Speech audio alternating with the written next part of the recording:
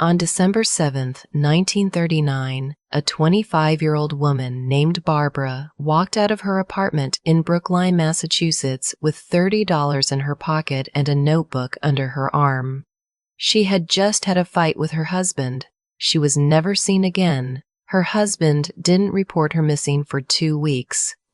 When he finally did, and when a bulletin finally went out 4 months after that, it listed her under her married name, Barbara Rogers, age 26, 5'7", 125 pounds, dark auburn hair worn in a long bob, left shoulder slightly higher than right. Nobody connected that name to anything, which is remarkable, because 12 years earlier, the woman going missing under the name Rogers had been one of the most famous child prodigies in America. Newspapers had run her photograph. Critics had compared her to genius. She had published her first novel at 12 years old and her second at 14 to reviews that used words like astonishing and a work of genius. Her name was Barbara Newhall Follett, and it would be 27 years before anyone realized that the missing woman named Rogers and the vanished literary prodigy named Follett were the same person. This isn't a case that got lost because there wasn't enough documentation.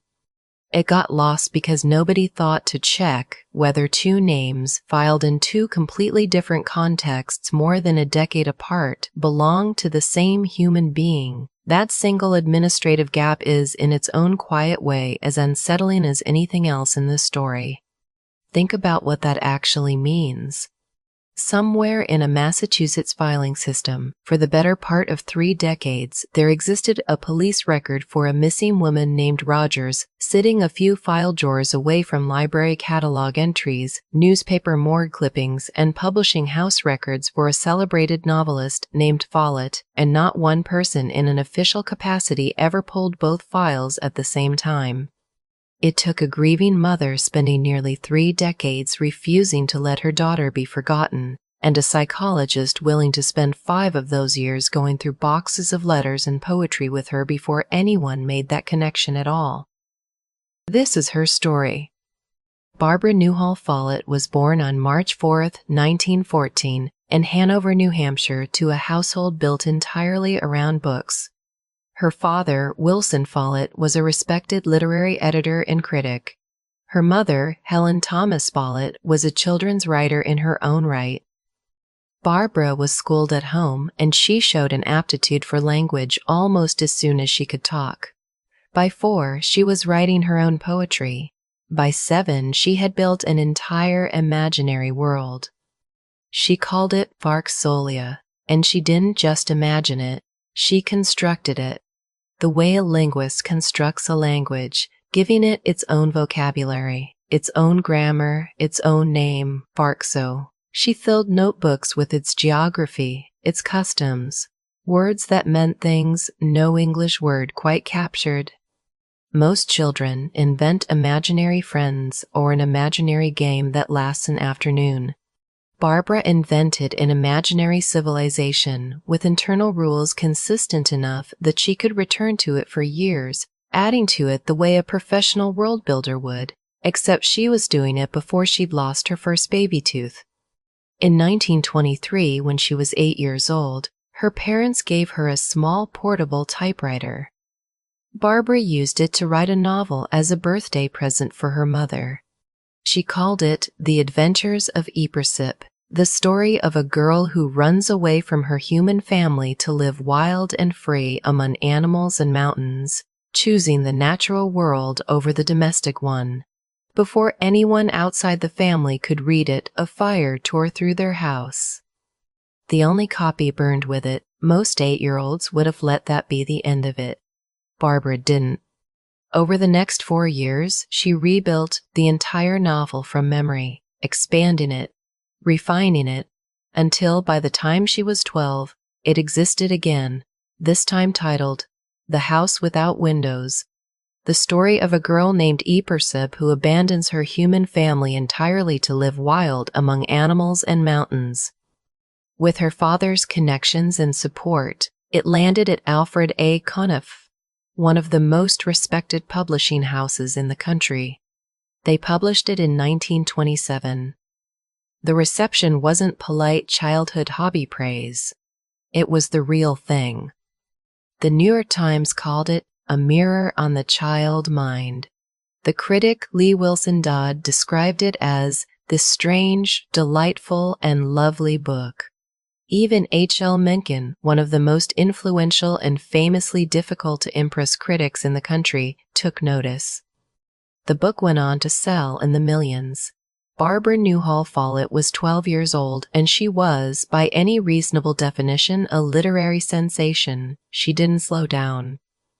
A schooner from Nova Scotia had docked in New Haven, and Barbara, deep into pirate stories and restless for a subject that matched her own sense of adventure, talked her parents into letting her sail back to Canada aboard it in June of 1927, fresh off the success of her first book. She went out as a cabin boy, not a passenger, sharing the actual labor and danger with a crew of rough sailors, climbing the rigging in bad weather right alongside them, holding her own among grown men who had no reason to make it easy on a 13-year-old. She turned the voyage into her second book, The Voyage of the Norman D., as told by the cabin boy, published by Knopf in 1928 when she was 14. It received the same kind of critical acclaim as her first, in major literary publications that had no reason to be kind to a child author unless the writing actually earned it. 2 novels, 2 rounds of national attention before she was old enough to drive. Then, in March of 1928, the story that had been building around Barbara Newhall Follett as a literary phenomenon collided with a much more ordinary kind of story. Her father sat the family down and told them he had fallen in love with someone else, a co-worker at Knopf named Margaret Whipple, 20 years his junior. He moved out of New Haven for good and into an apartment with her in Greenwich Village. He was fired from his editing position shortly after the affair became public. Barbara wrote to him, pleading with him to come home. He never did. The family's finances collapsed along with the marriage. Barbara's mother struggled to sell her own work. Barbara herself, not yet 15, went from being the literary sensation whose career her father had helped build to a teenager watching that same father rebuild an entirely different life in another city with another woman while the household he'd left behind fell apart financially and emotionally without him. In 1929, that pressure found its breaking point. Barbara tried to run away, traveling as far as San Francisco. When police tracked her down and knocked on her hotel room door, she reportedly tried to climb out the window rather than be found and brought back. The Associated Press had a publicity photo of Barbara on file from 1926, taken during the promotion for her first book, and when the runaway story briefly threatened to surface, that same 3-year-old photo was the one that nearly got attached to it. In the end, no newspaper ever ran the story at all. The family, understandably protective, made sure of that, keeping the incident out of print entirely. It would become a strange, dark footnote that almost nobody knew about except that a decade later, the man Barbara would eventually marry apparently remembered it well enough to make a very specific, very consequential decision at the worst possible moment. But that comes later. For now, a 15-year-old girl, once profiled as a literary genius in national newspapers, quietly tried to disappear once already and nearly threw herself out of a window, rather than be caught and returned to a home her father had already left. The years that followed were quieter, and not in a good way. Her extraordinary early writing career didn't translate into a sustainable adult one, partly because so much of that early success had run through her father's connections in publishing, connections that vanished along with him. She returned to the East Coast around 1930 and did what a lot of unemployed 20-somethings with decent typing skills did during the Depression. She took clerical work. She typed. She wrote book synopses for a film studio for a paycheck instead of a byline. On her own time, she started a third novel, one she called Lost Island, and kept working at other manuscripts that would never see print in her lifetime. Eventually, broke, she and her mother ended up back in New York with essentially no money between them, and Barbara took a job as a secretary. By her own account and the accounts of people who knew her, it made her miserable. The girl who climbed rigging on a trading schooner and been compared to literary genius by the New York Times was, by her mid-20s, filing paperwork for someone else's business, watching her own writing career quietly stall out in the background. Whatever Barbara's 20s should have looked like for someone who'd been called a genius at 12, this wasn't it. In 1931, she met a man named Nickerson Rogers. They became friends, then something more. Nick seemed to understand a part of Barbara that clerical work never could. The same restlessness that had once sent a 13-year-old to sea on a trading schooner. The same pull toward physical adventure that ran through everything she'd ever written, from Ypres choosing the wilderness over her human family to a teenage cabin boy climbing rigging in a storm. In 1932, Barbara and Nick hiked a stretch of the Appalachian Trail together, from Maine down to the Massachusetts border, sleeping outdoors, covering real distance on foot the way she once had at sea. Not long after that, they took an extended backpacking trip through Europe together. For a while it must have felt like she'd found a partner who could keep pace with her instead of asking her to sit still at a desk. They married in July of 1934 when Barbara was 20 years old and settled into an apartment in Brookline, Massachusetts. Nick, meanwhile, had found steady, respectable work of his own. He and his younger brother Howard were both employed at a brand new company run by a man named Edwin Land. The company was called Polaroid. It was still years away from becoming a household name, and Howard Rogers would eventually go on to play a key role in developing the instant photography that made it famous.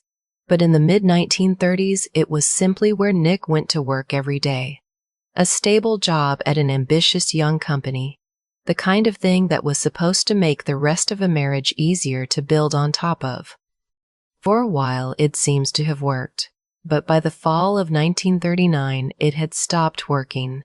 Money was tight. And Barbara had learned that Nick was having an affair. She didn't leave over it. By most accounts, she tried to fix the marriage, tried to hold on to it despite what she knew.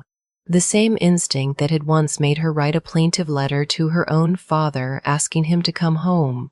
On the evening of December 7, 1939, she and Nick had an argument, the specifics of which were never documented in any surviving record. Afterward, Barbara walked out of their apartment with $30 and a notebook. No code is mentioned in any account, no suitcase. Just cash and something to write in. The same two things she might have grabbed if she'd been planning to be gone for an afternoon, or if she'd been planning something else entirely, and wanted people to assume the former. She never came back. What happened next, or rather, what didn't happen next, is its own kind of mystery. Nick did not report Barbara missing that night. He did not report her missing the next day, or the day after that. He waited 2 full weeks before walking into the Brookline police station, and when asked why, he said he'd been hoping she would simply come back on her own. When the police offered to make the disappearance public, to get her photograph into newspapers, to enlist the kind of attention that might actually generate a lead, Nick declined. Given what happened in San Francisco a decade earlier, when a runaway teenager nearly went out a hotel window rather than face being found and dragged home, it's not hard to guess why the idea of a very public, very press-friendly manhunt might have given him pause. Whatever his reasoning, the decision meant that whatever chance existed to find Barbara Follett quickly, while a trail might still have been warm, never really had the chance to work. 4 months after she vanished, a missing persons bulletin was finally issued. It read, "Missing from Brookline since Dec 7, 1939, Barbara Rogers, married, age 26, 5'7", 125, fair complexion, black eyebrows, brown eyes, dark auburn hair worn in a long bob, left shoulder slightly higher than right. Barbara Rogers." Not Barbara Newhall Follett, the name that had been on 2 published novels and in national newspaper profiles a decade earlier. Jess Rogers, her married name, a name with no public history attached to it at all. Read closely. That bulletin is almost all any investigator had to work with: height, weight, coloring, and one specific, permanent physical detail, a left shoulder set slightly higher than the right, the kind of small asymmetry that shows up on a body years after anyone remembers noting it down. It's a strange thing to sit with, that the single most useful clue circulated to find Barbara Follett was a detail about her posture. The bulletin went out. Nobody in the press connected it to anything. The trail, such as it was, went cold in complete public silence. After Barbara disappeared, Nick eventually married the woman he'd been seeing. Life, for him, appears to have gone on. For 13 years, Barbara's case sat essentially untouched. A woman vanishing from an unremarkable Brookline apartment, filed under an unremarkable married name, simply wasn't the kind of story that generated ongoing police resources in an era when missing adult women, especially married ones, were often quietly assumed to have left of their own accord. There was no task force, no renewed appeals, no anniversary coverage, because there had never been any real coverage to begin with. Then, in 1952, her mother Helen, who had never fully accepted Nick's account of that December night, began pushing the Brookline police to take a closer look at the case. She had grown suspicious of just how little effort Nick seemed to have made to find his own wife twice, not searching very hard in December of 1939, and not pushing very hard for public attention when he finally did file a report. Whether that suspicion reflected something real or simply a grieving mother's need to find someone to hold responsible, the record doesn't settle. What it does show is that Helen never let the case fully close in her own mind, even when the rest of the world had already forgotten there was a case at all. She kept Barbara's letters. She kept her manuscripts. She kept pushing for over a decade entirely without public support, entirely without press interest. Because as far as the public record was concerned, there was no missing child prodigy to be interested in. There was only a woman named Rogers who'd walked out one night and never come back, and nobody outside her own family had any reason to care. The real turning point took years to arrive. In 1960, Helen approached a psychologist named Harold Greer McCurdy and offered him something she'd been holding on to for 2 decades, boxes of Barbara's letters, prose and poetry, the raw material of a life that had been cut off mid-sentence. Their collaboration took 5 years. In 1966, McCurdy and Helen published the result, a book called Barbara, the unconscious autobiography of a child genius, built from Barbara's own writing. It was reading that book and the press coverage that followed it that finally connected the literary child prodigy Barbara Newhall Follett to the long cold missing persons case of a woman named Barbara Rogers.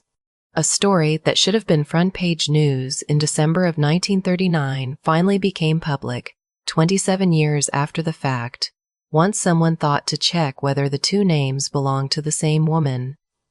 By then, whatever had happened to Barbara on that December night was buried under 27 years of silence, a remarried husband, a mother who'd spent over a decade pushing for answers no one else was looking for, and a trail that had never really been searched to begin with. The case has never been solved. No body connected to Barbara Follett with certainty has ever been found. No confirmed sighting after that December evening has ever held up. For decades, that was simply where the story ended, an open question, filed under a married name. Nobody thought to check. Modern researchers haven't let it stay quite that cold. Columbia University's Rare Book and Manuscript Library now holds a formal collection of Barbara's papers, letters, and writing, spanning from 1919 up through 1966, the very study that finally cracked the case open. And Barbara's own family has kept her story alive more personally than any archive could. her grandnephew, a writer named Stephen Cook, has spent years compiling her surviving correspondence into a published collection called Barbara Newhall Follett, A Life in Letters, and maintains a website devoted entirely to her life and work, preserving her novels, her photographs, and the documented record of her case for anyone willing to look. Reviewers who've read that collection of letters have pointed out something Barbara herself never seems to have fully articulated, but that the pattern of her life spells out clearly enough. She shared her father's tendency to escape from problems rather than face them head-on, a habit visible as early as that 1929 hotel room in San Francisco, and never really resolved before December of 1939. Because of people like Cook, this isn't a story that has to be pieced together from fragments and rumor. The record is genuinely there, organized, dated, and citable, which makes it all the stranger that nobody thought to connect it to a missing woman named Rogers for 27 years.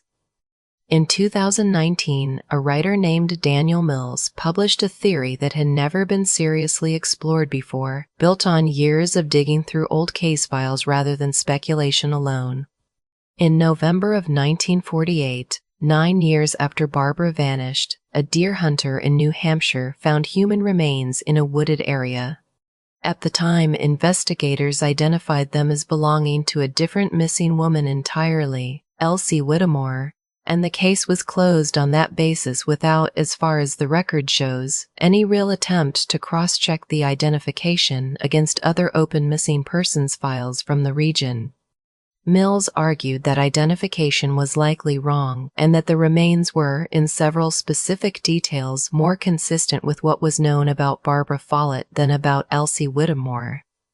His theory holds that Barbara left her apartment that December night already in a state of genuine despair, not running toward a new life, but away from the one she had, and that her disappearance ended not with an abduction, not with a new identity in another city, but with her own decision, alone, outdoors in the cold. If Mills is right, her remains sat unidentified and uninvestigated for 9 years, not because no one found them, but because the one investigation that did find them was looking for an entirely different missing woman and never widened its search. It's a theory, not a confirmed conclusion.